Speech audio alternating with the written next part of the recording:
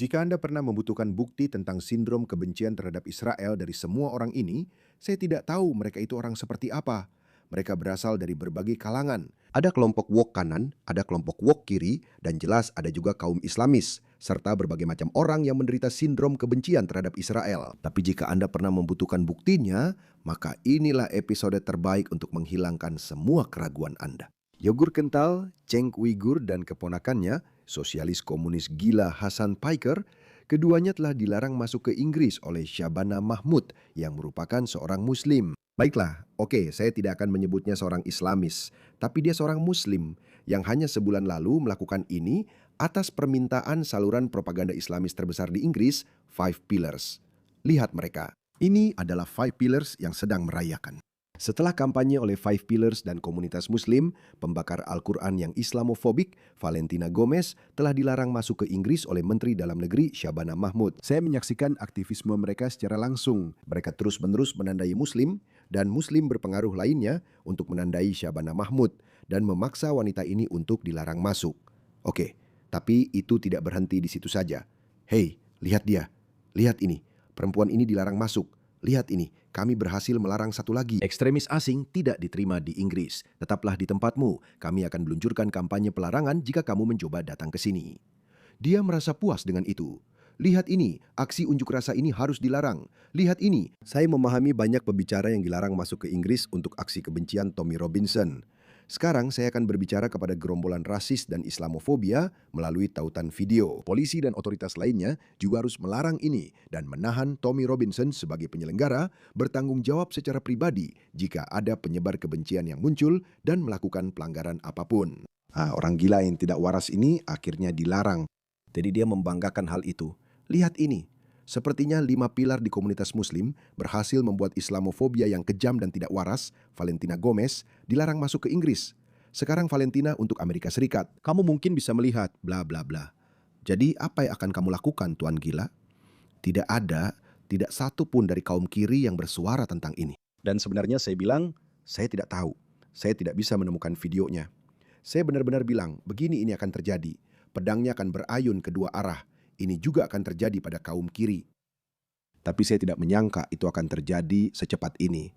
Jadi Changki Yogurt, pasien tekanan darah tinggi, selalu marah, Zheng juga telah dilarang masuk ke Inggris. Saya mencoba membawanya naik pesawat ke London untuk menghadiri acara di London dan memberikan pidato di Oxford. Saya telah dilarang karena lihat ini. Dia seorang Muslim. Shabana Mahmud adalah seorang Muslim. Saya telah dilarang karena mengkritik Israel.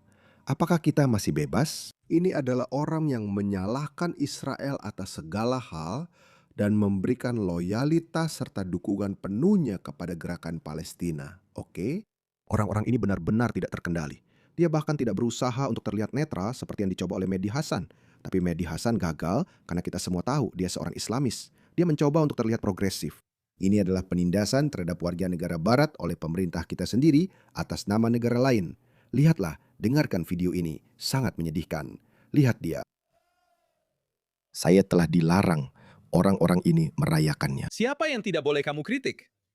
Kamu tidak boleh mengkritik raja, kan? Itu adalah pelanggaran paling berat.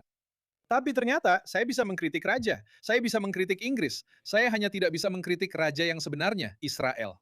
Tunggu, apakah itu anti-Israel? Saya hanya tidak bisa mengkritik Israel. Orang-orang mengkritik Israel sepanjang waktu. Saya sering mengkritik Israel sepanjang waktu.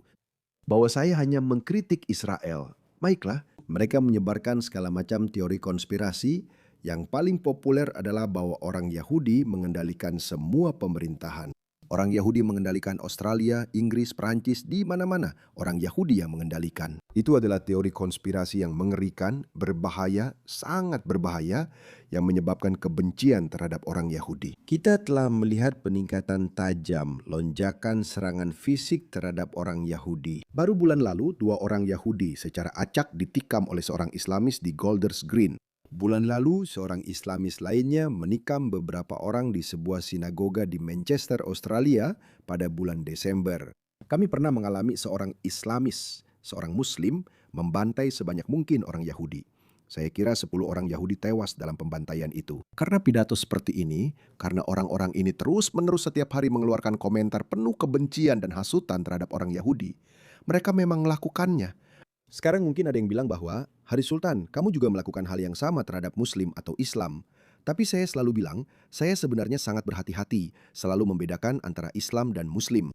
Tapi sayangnya, kadang-kadang memang sulit memisahkan keduanya, karena Muslim sangat bersikeras mengatakan bahwa Islam itu sempurna. Kitalah yang tidak sempurna. Jadi sebenarnya Muslim ingin Muslim yang diserang sebelum Islam yang diserang. Itulah pola pikirnya. Saya adalah mantan Muslim, saya mengerti itu. Tapi orang ini, kamu tahu, dia tidak bisa melepaskan kebenciannya yang abadi terhadap orang Yahudi. Itulah sebabnya dia dilarang, karena narasinya menyebarkan kebencian terhadap orang Yahudi. Dan orang Yahudi sedang diserang secara fisik dari segala arah, di mana-mana, di seluruh dunia. Anti-Semit. Tapi kamu baru saja melakukannya. Apakah kamu akan mengatakan bahwa melaporkan hal yang baru saja kamu lakukan itu anti-Semit? Tidak, itu bukan satu-satunya yang kamu lakukan. Kamu tidak hanya melaporkan, urat-uratmu selalu menonjol. Lihat, ini adalah yang paling tenang yang pernah aku lihat dari dia selama bertahun-tahun. Dia selalu berteriak dan menjerit sekuat-kuatnya. Rasanya aku tidak berharap dia banyak berubah. Tapi aku cuma pikir, kamu tahu, cara dia bereaksi dan sepertinya dia pasti pasien tekanan darah tinggi, dia pasti akan kena serangan. Dia pasti akan kena serangan jauh lebih cepat karena dia tidak tahu cara mengatur emosinya. Dia menyebarkan kebencian terhadap orang Yahudi. Aku tidak setuju melarang orang. Kamu tahu, menurutku dia seharusnya diizinkan pergi kemanapun dia mau dan memberikan pidatonya supaya kita bisa bereaksi atau merespons, membantahnya. Tapi kamu malah merayakan itu. Ini akan berbalik kedua arah. Kapak itu akan berayun kedua arah. Aku tidak tahu apakah itu peribahasa yang benar atau ungkapan, tapi aku baru saja membuatnya. Kapak itu akan berayun kedua arah. Aku tidak mau bilang pedang itu akan berayun kedua arah. Karena kamu tahu beberapa orang akan menafsirkan itu dengan makna yang berbeda. Seperti dia suka dua-duanya. Jadi tidak, kapak itu juga akan berayun ke arahmu. Kalau kamu melarang suara-suara konservatif, maka kamu juga akan jadi korban. Melarang aku karena hal yang paling berkuasa di Inggris rupanya adalah Israel. Karena itu satu-satunya hal yang tidak boleh kamu kritik. Sama seperti zaman dulu ketika kamu tidak boleh mengkritik raja. Tidak, kamu tahu, kamu bukan dilarang karena mengkritik Israel. Kamu dilarang karena menyebarkan berbagai teori konspirasi yang mengerikan. Bahwa Yahudi mengendalikan ini dan itu, mereka mengontrol segalanya. Dia ada di bawah kendali mereka. Itu cuma caramu mencari keuntungan, bro. Jadi sekali lagi, lihat. Seorang wanita muslim, Syabana Mahmud, melarang dia. Setelah sebelumnya, dia juga melarang banyak aktivis anti-Islam, termasuk seorang anggota parlemen Eropa. Tapi entah bagaimana, tetap saja itu dianggap kesalahan Yahudi. Dia tidak menyadari bahwa Inggris melarang orang-orang yang berbicara tentang komunitas tertentu. Jadi, agar terlihat transparan, adil, atau netral, mereka harus melakukan hal yang sama terhadapmu juga, karena kamu adalah sisi lain dari koin tersebut. Tapi tidak. Bagaimana mungkin dia melewatkan kesempatan emas ini untuk menyalahkan Israel? Bagaimana? Kesempatan yang begitu berharga. Sebenarnya saya tidak akan memanfaatkannya, karena saya adalah pria yang berintegritas. Tapi dia tidak. Tapi dia bukan satu-satunya. Sepupu atau keponakannya yang sangat gila, ganas, dan bodoh, Hasan Piker, juga telah dilarang. Dengarkan dia. Hassan Doan Piker yang terhormat, ITA Inggris Anda telah dibatalkan. Ini berarti Anda tidak dapat bepergian ke Inggris tanpa visa. Hal ini karena kehadiran Anda di Inggris dianggap tidak bermanfaat bagi masyarakat umum. Demi kepentingan umum, itulah alasan yang sama yang mereka berikan kepada semua tamu yang akan menghadiri unjuk rasa Tommy di Inggris. Maksud saya, ya, saya juga mendapatkannya, meskipun kami belum mengajukannya. Baik, Anda tidak dapat mengajukan banding atas keputusan ini. Ajukan permohonan visa. Jika Anda masih ingin bepergian ke Inggris, Anda perlu mengajukan permohonan visa agar kami dapat mempertimbangkan keadaan Anda secara lebih rinci. Pembatalan ETA Anda tidak berarti Anda akan ditolak visanya. Saya benar-benar, dengarkan, saya akan mengatakan sesuatu. Ini adalah peringatan. Saya harap kalian mengerti bahwa dunia barat dan demokrasi liberal itu palsu. Dan semua hal yang katanya mereka pedulikan, Mereka sebenarnya tidak peduli. Kita sedang memasuki garis waktu yang sangat berbeda. Saya setuju. Dan ini terjadi karena orang-orang dari budaya lain, orang-orang dengan nilai-nilai yang berbeda telah mencemari peradaban barat. Kamu tidak bisa menjalankan masyarakat dengan tingkat kepercayaan tinggi dengan orang-orang yang memiliki nilai-nilai yang benar-benar berbeda, termasuk kaum komunis. Omong-omong, dia seorang komunis. Saya tidak terlalu sering menontonnya, tapi saya pernah melihat beberapa videonya di mana dia mengatakan hal-hal mengerikan, seperti dia adalah pendukung berat Mamdani. Dan dia berkata, lumuri jalanan New York dengan darah para pemilik rumah yang menaikkan harga, atau semacamnya, seperti itu. Pada dasarnya dia mengatakan hal seperti itu. Dia bilang Amerika pantas mendapatkan 11 September. Jadi ketika nilai-nilai dasar kamu membawamu ke titik di mana kamu tidak punya loyalitas, tidak ada rasa setia, tidak ada lagi kesetiaan terhadap negara tempat kamu tinggal, maka itu adalah bukti bahwa kita memiliki terlalu banyak ideologi, terlalu banyak nilai dalam sistem kita daripada yang bisa kita tanggung. Dan saat itulah kamu mulai melihat semua masalah ini. Kamu, saya yakin dia 100% ya. Saya tidak tahu, saya tidak mengikuti dia, tapi saya yakin dia akan merayakan pelarangan semua demonstran itu, semua pembicara yang akan hadir di unjuk rasa Tommy di Inggris. Bahkan jika dia tidak melakukannya secara terbuka, bahkan jika tidak ada bukti, saya 100% yakin bahwa dia melakukannya diam-diam. Kalau tidak, dia pasti sudah muncul dan mengecamnya. Tapi saya akan mengakuinya. Saya menikmati ini. Saya benar-benar menikmati ini. Tapi apakah ini baik? Saya rasa netralitas tidak bisa dipertahankan sekarang. Egois atau mempertahankan diri. Dengan egois, maksud saya budaya sendiri, budaya asli harus mendominasi wacana. Itu harus mendominasi sistem hukum kita. Itu harus mendominasi birokrasi kita. Itu harus mendominasi politik kita. Kita tidak akan menerima ideologi asing, baik itu Islam, Sikhisme, komunisme, kegilaan woke, sayap kiri ekstrim, atau apapun itu. Kita tidak akan menerima itu. Kita sudah mencoba dengan prinsip-prinsip liberal, tapi itu tidak berhasil. Jadi jika kamu seorang komunis atau Islamis yang ingin menggulingkan sistem yang sudah ada, maaf, kami harus menindakmu. Kita butuh undang-undang baru. Kita butuh undang-undang anti komunis yang tegas. Dan seseorang pernah bilang kepada saya bahwa ada kebijakan imigrasi di Australia. Ada kebijakan imigrasi di Amerika Serikat setelah Perang Dunia II di mana orang-orang disaring dengan ketat. Dan pertanyaan ini diajukan. Apakah Anda anggota Partai Komunis jika Anda datang dari negara-negara di mana komunisme merajalela? Dan jika Anda seorang komunis, Anda akan ditolak masuk. Itu tidak masalah. Itu menjaga ketertiban sosial. Tapi entah sejak kapan negara-negara barat menjadi terlalu liberal. Dan mereka berkata, tidak apa-apa. Jadi tidak, bersihkan komunis Islamis. Dengan membersihkan, maksud saya adalah mendeportasi mereka. Kita butuh aturan baru, kita butuh aturan main baru. Orang-orang ini akan terus memprovokasi para Islamis. Kaum komunis, mereka hanya punya satu kesamaan, yaitu rasa benci mereka terhadap peradaban barat atau tatanan yang menjadi dasar peradaban barat. Mereka ingin menghancurkan itu, mereka butuh anarki. Itu menguntungkan mereka dan juga para Islamis. Dan kemudian mereka ingin menciptakan, mereka ingin membuat tatanan sosial yang baru. Itu saja. Mereka ingin menciptakan masyarakat tanpa kelas, meskipun mereka itu gila. Dia seorang jutawan. Dia membaca Lenin, tapi dia memakai jam tangan Cartier atau semacamnya. Ini benar-benar konyol. Semua sosialis ini, mereka suka kekayaan pribadi. Lihat ini, lihat ini. Cartier, cincin $4.350 Kanada. Maaf, itu cincin ya, maaf, bukan jam tangan. Cincin Cartier. Dan dia sedang membaca Lenin. Kamu tidak bisa mengarang hal seperti ini. Hal-hal seperti ini memang nyata. Lihat lagi. Dia didorong oleh, kamu tahu, banyak hal. Kamu tahu dia seorang komentator publik, dia figur publik, menghasilkan uang, menikmati hidupnya, tapi dia akan jadi orang pertama yang pergi jika benar-benar terjadi revolusi komunis. Yang jelas, tidak akan terjadi. Kami tidak akan membiarkan itu terjadi. Karena menurut saya ketika keadaan menjadi sulit, semua negara kita, ya, kita dibatasi oleh hukum kita, nilai-nilai liberal. Tapi ketika keadaan benar-benar kacau, kamu bisa menangguhkan konstitusi. Kamu bisa memberlakukan keadaan darurat. Dan pada saat itu, keadaan benar-benar menjadi sulit. Pada saat itu, keadaan akan benar-benar sulit bagi orang-orang ini. Bukan bagi kita, bukan bagi para patriot. Mungkin sampai batas tertentu akan begitu, tapi tergantung siapa yang memberlakukan, siapa yang menangguhkan konstitusi. Jika itu orang kiri woke yang gila, maka saya rasa kita dalam masalah. Jika itu pada patriot, sebenarnya ya, itu poin yang sangat bagus untuk dipikirkan. Kita seharusnya tidak menganggap bahwa kita pasti akan menang. Kita tidak bisa. Karena jika kaum sosialis atau komunis atau kaum woke, partai hijau di Inggris, dan mungkin partai buruh di Inggris dan Australia, serta partai demokrat di Amerika, jika mereka berkuasa dan kerusuhan sipil tidak terkendali, maka kita akan sangat dirugikan pada saat itu. Itu akan terjadi. Jadi, ya, mungkin akan sangat genting. Saya tidak tahu. Kita seharusnya tidak terlalu optimis.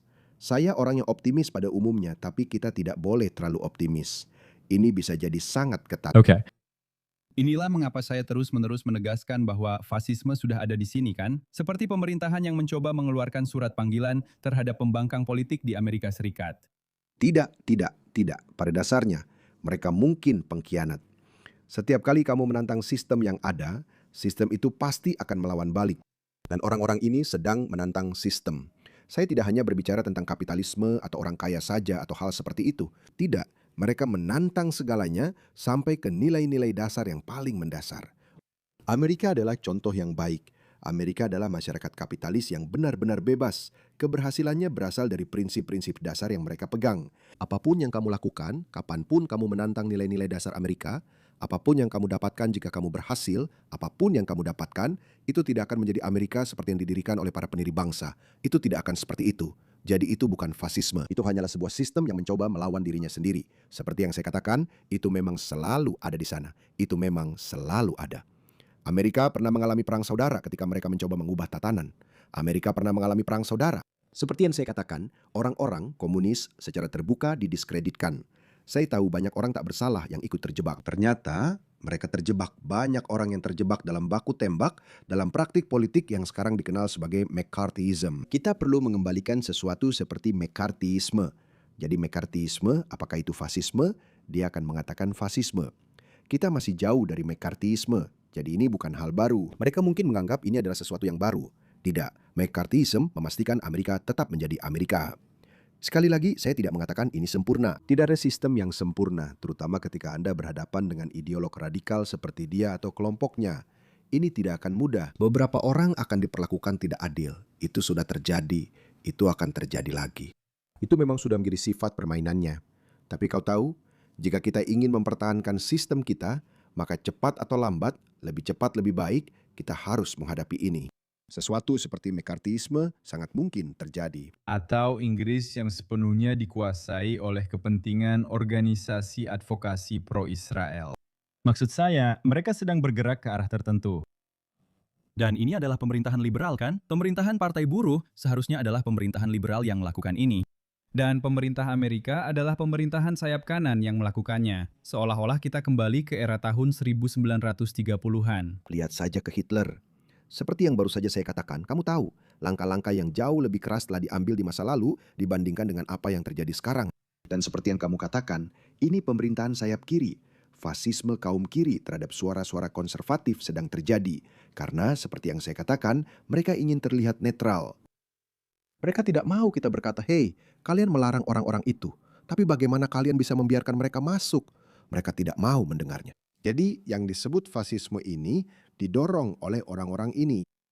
Saya pikir pemerintahan di Inggris maupun Amerika Serikat terlepas dari perbedaan ideologi yang katanya mereka miliki. Dan lihat sekali lagi, maksud Louis adalah tentang pengaturan Israel dengan dia menyalahkan orang Yahudi. Orang Yahudi tidak punya pengaruh di Partai Buruh di Inggris, sangat sedikit. Itu sudah jelas. Partai Buruh di Inggris lebih peduli pada Muslim daripada Yahudi. Mereka benar-benar bertindak sebagai satu blok politik, dan situasinya akan semakin buruk mulai sekarang. Kelompok Yahudi menyerukan kepada Inggris untuk melarang Hasan Piker yang berbahaya di tengah serangan antisemitisme. Dan mereka melakukannya. Ya, karena Five Pillars melakukan hal yang sama terhadap orang-orang anti-Islam. Ngomong-ngomong, saya punya video Hasan Piker. Saya diberitahu ini adalah video yang menarik. Hasan Piker dihadapkan oleh Frank Scales. Mari kita lihat. Ya, lihat, itu dia. Dia dipersoalkan karena komentarnya tentang soak the streets. Kamu bilang, soak the streets in capitalist blood. Bunuh mereka. Bunuh bajingan-bajingan itu dan habisi mereka di jalanan. Biarkan jalanan dipenuhi darah merah para kapitalis itu, bro. Apa maksudnya itu? Itu namanya LARPing. Apa maksudnya itu? Haruskah orang-orang menganggapmu serius? Bermain peran secara langsung. Haruskah orang-orang menganggapmu serius? Hiperbola di antara teman-teman. Kamu sering mengatakan hiperbola, tapi kapan kamu benar-benar serius dan kapan kamu hanya melebih-lebihkan? Kamu harus membuat keputusan itu sendiri. Jadi sebenarnya kalau kamu mendapat reaksi negatif, kamu tinggal bilang kamu sedang sarkastik atau hiperbolik. Menurutku, hampir semua yang aku katakan pasti mendapat reaksi negatif. Sayangnya, dari orang-orang seperti dirimu, ya begitulah adanya. Itu terjadi. Apakah kamu menghindari tanggung jawab atas kata-katamu? Tidak. Sama sekali tidak. Apakah kamu bekerja sama dengan pemerintah Kuba? Permisi. Permisi, kamu besar sekali. Hasan, apakah kamu bekerja sama dengan pemerintah Kuba? Hasan, apakah kamu bekerja sama dengan pemerintah asing? Aku tidak mau membicarakannya. Hasan, Apakah kamu bekerja sama dengan pemerintah Kuba?